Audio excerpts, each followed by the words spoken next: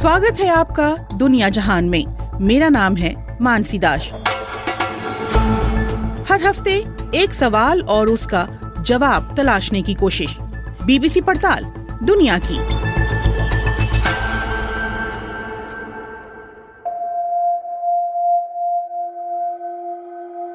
ब्रह्मांड में पृथ्वी के अलावा क्या कहीं और जीवन है, और अगर है तो कैसा? वैज्ञानिकों के लिए ये अब तक बड़ा सवाल बना हुआ है। इसी साल जून में अमेरिकी सरकार ने अनआइडेंटिफाइड फ्लाइंग ऑब्जेक्ट्स यानी यूएफओ से जुड़ी एक रिपोर्ट डीक्लासिफाई की, जिसमें कहा गया कि अब तक पृथ्वी पर एलियंस के आने के सबूत नहीं मिले हैं। हालांकि रिपोर्ट में एलियंस के होने की संभावना से इनकार नहीं किया गया है। बीते कई दशकों से वैज्ञानिक इस सवाल का जवाब तलाशने की कोशिश कर रहे हैं। वो पृथ्वी से करीब 4 लाइट ईयर दूर अल्फा सेंचुरी में जल्द जीवन की तलाश शुरू करने वाले हैं। लेकिन क्या वो एलियंस को खोज पाएंगे, और क्या पृथ्वी से दूर कहीं और भी जीवन है? इस सप्ताह दुनिया जहान में पड़ताल इन्हीं सवालों की, और इस पर चर्चा करने के लिए हमारे साथ हैं 4 experts.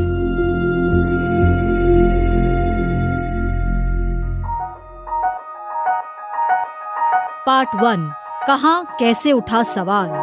I think we're obsessed with extraterrestrial life because we Natalie Haynes लेखिका हैं और साइंस फिक्शन में दिलचस्पी रखती हैं। वो बताती हैं कि 2000 साल पहले, जब न तो स्पेस ऑब्जर्वेटरी थी और न ही अंतरिक्ष यान की कल्पना की गई थी, उस वक्त लूशियंस नाम के एक यूनानी लेखक ने अपनी किताब में पृथ्वी से दूर जीवन का जिक्र किया था। he writes this extraordinary piece called The True Histories. A True History नाम की अपनी किताब में लूशियंस कुछ यात्रियों की कहानी लिखते हैं जो एक बवंडर में फंसकर चांद तक पहुंच गए। इस सफर में उन्हें 7 दिन लगे, जबकि आजकल रॉकेट से चांद तक जाने में इसका करीब आधा वक्त लगता है। वहाँ चांद के राजा और सूर्य के सम्राट के बीच युद्ध चल रहा होता है और उनके पास अजीबोगरीब दिखने वाली सेनाएं होती हैं। लूशियंस ने चांद पर पंख वाले घोड़ों और विशालकाय गिद्धों का जिक्र किया है। उन्होंने अजीबोगरीब लोगों के बारे में लिखा है जिन्हें एलियंस कहना गलत नहीं होगा। इसके करीब 800 साल बाद 10वीं सदी के जापान में एक और साइंस फिक्शन कहानी द बैम्बू कटर्स डॉटर लिखी गई थी। The story is that a bamboo cutter is chopping bamboo and he sees this. ये कहानी कुछ ऐसी है कि बांस काटने वाले एक व्यक्ति को एक दिन बांस के भीतर तेज रोशनी दिखी। उसे वहाँ एक नन्ही बच्ची मिली जिसे वो घर ले आया और अपनी बेटी की तरह पाल पोस कर बड़ा किया। बाद में लड़की ने बताया कि वो चांद से है। लेकिन ऐसा क्यों है कि जिन पहली कहानियों में एलियंस का जिक्र है, उनमें चांद का भी जिक्र है? It was for a really long time and I suppose that's because ये बात सही है कि लंबे वक्त तक चांद के ही बारे में लिखा जाता रहा है। शायद ऐसा इसलिए क्योंकि धरती से चांद साफ दिखता है, लेकिन शुक्र या मंगल नहीं दिखते। लेकिन जल्द ही पृथ्वी पर मंगल भी चर्चा का विषय बना। 1870 के दशक में एक इतालवी खगोल विज्ञानी जियोवानी वर्जीनियो शियापरेली ने टेलीस्कोप से मंगल ग्रह को देखा और इसके बारे में विस्तार से लिखा। he sees these sort of channels on the surface. उन्होंने मंगल की सतह पर नालियों जैसी लकीरें देखी, जिनको उन्होंने कनाली कहा। लोगों को लगा कि वो कनाल यानी नहरों की बात कर रहे हैं। उस वक्त सुएज नहर का काम पूरा हुआ था। इसके बाद ये धारणा बनने लगी कि मंगल ग्रह पर रहने वालों ने वहाँ नहरें खोदी हैं।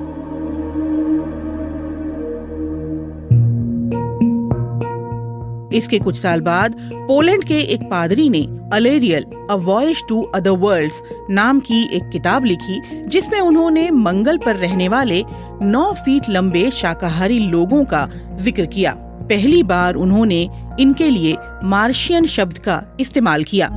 Speaking from the roof of Broadcasting Building, New York City, the bells you hear are ringing to warn the people to evacuate the city as Martians approach. इसी दौर में रेडियो पर H.G. वेल्स की किताब वॉर ऑफ द वर्ल्ड्स का नाट्य रूपांतरण प्रसारित किया गया। इस कहानी को एक न्यूज बुलेटिन सीरीज की शक्ल में कुछ इस तरह सुनाया कि सुनने वालों को लगा मार्शियंस ने पृथ्वी पर हमला किया है।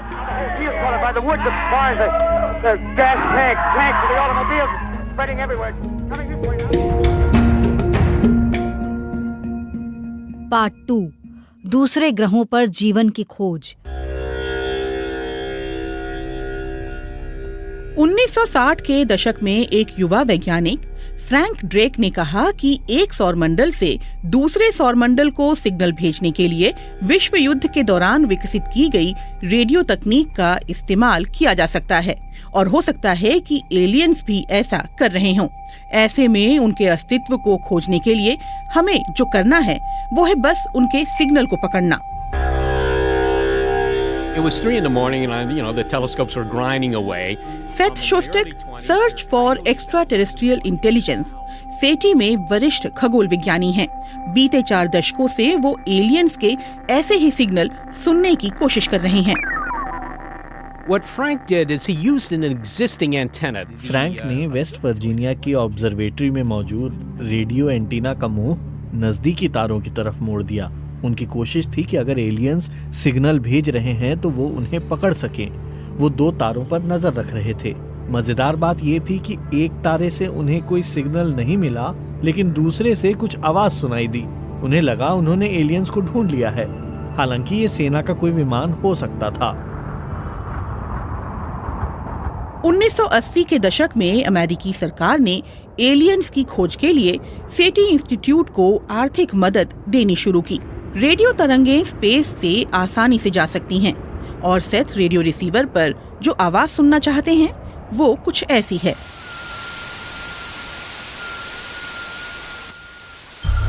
ये असल में किसी एलियन का सिग्नल नहीं है, बल्कि सेथ ने सिमुलेशन से इसे तैयार किया है ताकि समझा जा सके कि वो क्या तलाश कर रहे हैं। लेकिन मुश्किल ये थी कि इसके लिए उन्हें लाखों रेडियो फ्रीक्वेंसी को देखना था। फिर उन्हें कैसे पता कि पहले किसे देखना है? Well, that's a real problem. You could say, well, I don't know. ये बड़ी समस्या थी। एलियंस ने ये संदेश तो भेजा नहीं कि किस फ्रीक्वेंसी पर मुझे ट्यून इन करना है। ऐसे में मुझे हर फ्रीक्वेंसी चेक करनी थी, लेकिन ऐसा करना समय की बर्बादी थी। हमें ऐसे रिसीवर चाहिए जो सभी चैनल्स एक साथ सुन सकें। ओहायो यूनिवर्सिटी के एक खगोल विज्ञानी जब रेडियो टेलीस्कोप का डेटा देख रहे थे, उन्हें बेहद अधिक तीव्रता और फ्रीक्वेंसी वाले सिग्नल मिले। उन्हें लगा ये एलियन के सिग्नल हैं। When he was so impressed, he wrote, "Wow" next to it. Well, वो बेहद खुश थे। उन्होंने डेटा के पास लिखा वाओ, लेकिन उन्हें असल में क्या मिला हमें नहीं पता। आकाश के उसी हिस्से में कई और लोगों ने भी तलाश की, लेकिन उन्हें कभी ऐसा कुछ नहीं मिला।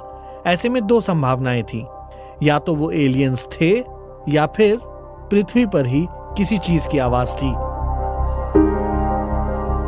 कई लोगों के लिए ये एलियंस के सिग्नल का उदाहरण था, लेकिन सही मायनों में सालों की खोज के बाद भी एलियंस के बारे में कोई पुख्ता संकेत नहीं मिल सका था। सवाल उठा कि सरकारों का ऐसे प्रोजेक्ट्स पर अरबों खर्च करना कहां तक सही है जिसका कोई नतीजा ही न निकले। 1990 के दशक की शुरुआत में सेटी इंस्टीट्यूट को मिल रही सरकारी मदद बंद हो गई, लेकिन ये एलियंस की खोज का अंत नहीं था।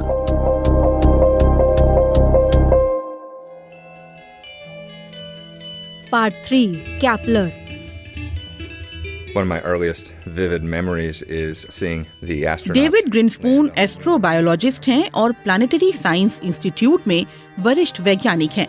वो अंतरिक्ष अनुसंधान पर नासा के सलाहकार रह चुके हैं। वो कहते हैं कि एलियंस की खोज को लेकर भरोसा इसलिए भी कम हुआ क्योंकि उस वक्त तक अधिक ग्रह खोजे नहीं जा सके थे।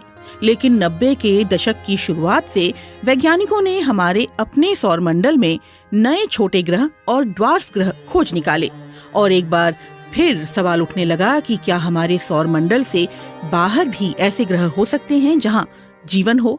5, 4, 3, 2, engine start, 1, 0, and liftoff of the Delta II rocket with Kepler on a search for planets in some way like our own. मार्च 2009 में नासा ने केपलर अंतरिक्षयान लॉन्च किया। इसमें टेलीस्कोप वाली एक ऑब्जर्वेटरी थी जिसका उद्देश्य पृथ्वी के बाहर जीवन की तलाश करना था। So Kepler was a very clever idea. Kepler एक चतुर विचार था। ये ऐसा था कि धरती से दूर आप एक ऐसी जगह उसे रखें जहां से वो पूरे अंतरिक्ष पर नजर रख सके। केपलर कई सालों तक तारों पर नजर रखता रहा। उसका काम ये देखना था कि किसी तारे से आ रही रोशनी बदलती है या नहीं। And if the light of a star flickers, it might... अगर रोशनी में बदलाव आया तो मतलब ये कि हमारे और उस तारे के बीच से कुछ गुजर रहा है। ये शायद कोई ग्रह हो। अगर किसी तारे के टिमटिमाने में पैटर्न है तो पता चलता है कि कोई चीज उसका चक्कर लगा रही है। केपलर के जरिए कुछ ग्रह ढूंढने की उम्मीद थी, लेकिन 9 साल के अपने वक्त में उसने सौरमंडल के बाहर 2600 ग्रह ढूंढे, लेकिन इनमें से कितनों पर जीवन हो सकता है? We have rough estimates for the number of habitable planets. इस बारे में मोटा अनुमान लगाया जाता है क्योंकि हमें ये नहीं पता कि किन हालातों में जीवन पनपता है। हमारे सामने केवल पृथ्वी का उदाहरण है, लेकिन हम ये मान सकते हैं कि पृथ्वी के आकार का कोई ग्रह अगर किसी खास क्लाइमेट जोन में हो तो वहां जीवन की संभावना हो सकती है। इस हिसाब से कहा जा सकता है कि हमारी आकाशगंगा में ऐसे 30 करोड़ ग्रह हो सकते हैं। डेविड ग्रिन्सपून के अनुसार ये खोज वो क्रांति थी जिसने धरती के बाहर जीवन की संभावना को लेकर वैज्ञानिकों की सोच को बदल दिया। Astronomers, most planetary scientists, अधिकतर खगोल विज्ञानी या वैज्ञानिक कहेंगे कि उन्हें भरोसा है कि किसी और ग्रह पर भी जीवन होगा। अब तक पृथ्वी के बारे में ऐसा कुछ खास नहीं पता चला है जिससे ये कहा जा सके कि जीवन केवल यहीं पनप सकता था। धरती पर एक्सट्रीमोफाइल्स जैसे कुछ जीवों की खोज भी हुई जो ये साबित करते हैं कि बेहद मुश्किल परिस्थितियों में भी जीवन पनप सकता है। वैज्ञानिकों को भरोसा है कि ये नन्हे जीव जो जीवन की शुरुआत का आधार रहे हैं पूरे ब्रह्मांड में फैले हुए हैं। इस नई खोज ने एक बार फिर एलियंस की तलाश में दिलचस्पी बढ़ाई, लेकिन सबसे बड़ा सवाल ये है कि अगर कहीं एलियंस मिल भी गए तो क्या? पार्ट 4 एलियंस मिले तो क्या करेंगे हम? My name is Stephen Dick and I'm an astronomer and an historian of Steven Dick खगोल विज्ञानी हैं और विज्ञान के इतिहासकार हैं। वो नासा में प्रमुख इतिहासकार रह चुके हैं। दूसरे खगोल विज्ञानियों की तरह स्टीवन को भी यकीन है कि पृथ्वी से परे भी कहीं जीवन है, लेकिन उन्हें चिंता इस बात की है कि इसका पता चलने के बाद क्या होगा। मुझे जितना पता है न तो अमेरिकी सरकार के पास और न किसी और के पास इसकी कोई योजना है कि अगर कहीं एलियंस मिल जाते हैं तो इसका क्या असर होगा। स्टीवन डिक कई सालों तक नासा प्रायोजित एलियन लाइफ प्रिपरेशन प्रोग्राम का हिस्सा रह चुके हैं। वो कहते हैं कि हमें अब तक यही नहीं पता कि जिन्हें हम खोज रहे हैं वो हैं कैसे और हमसे मिलकर उनकी क्या प्रतिक्रिया होगी। Well, that's right. We can't take it for granted that aliens are going to be good. हम ये मानकर नहीं चल सकते कि एलियंस अच्छे ही होंगे। माइक्रोब के स्तर पर भी देखा जाए संभव है कि दूसरे ग्रह से आया बैक्टीरिया यहाँ संक्रमण फैला सकता है। हमें नहीं पता कि एलियंस की दुनिया में परोपकार का सिद्धांत है भी या नहीं। लेकिन क्या ऐसा भी हो सकता है कि जिन एलियंस की तलाश हम कर रहे हैं वो हमें ढूंढ रहे हों और हमसे मिलने पृथ्वी पर आ जाएं? और इससे भी बड़ा सवाल ये कि हम एलियंस से बात कैसे करेंगे। Well, this is a subject of a lot of discussion. movie Arrival. ये गंभीर चर्चा का विषय है। मुझे लगता है कि फिल्म अराइवल में इस बात को बेहतर तरीके से दिखाया गया है। इसमें कुछ एलियंस इंसानों से बात करने की कोशिश करते हैं। आपको ऐसी भाषा चाहिए जिसे लेकर पूरे ब्रह्मांड में समझ हो।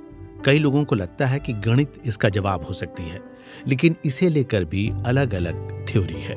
कुछ कहते हैं कि गणित का आविष्कार किया गया और कुछ मानते हैं कि इसे खोजा गया। इसके अलावा भी कई और सवाल हैं जो परेशानी का सबब हो सकते हैं, जैसे क्या हम उन्हें धर्म के दायरे में देखेंगे, हम उनके साथ किस तरह का व्यवहार करेंगे, और फिर धरती की तरफ से उनसे बात कौन करेगा, संयुक्त राष्ट्र या फिर कोई और।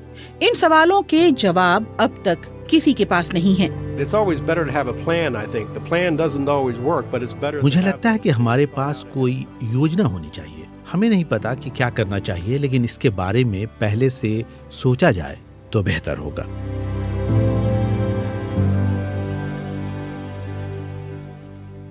लौटते हैं अपने सवाल पर, क्या वाकई में एलियंस हैं?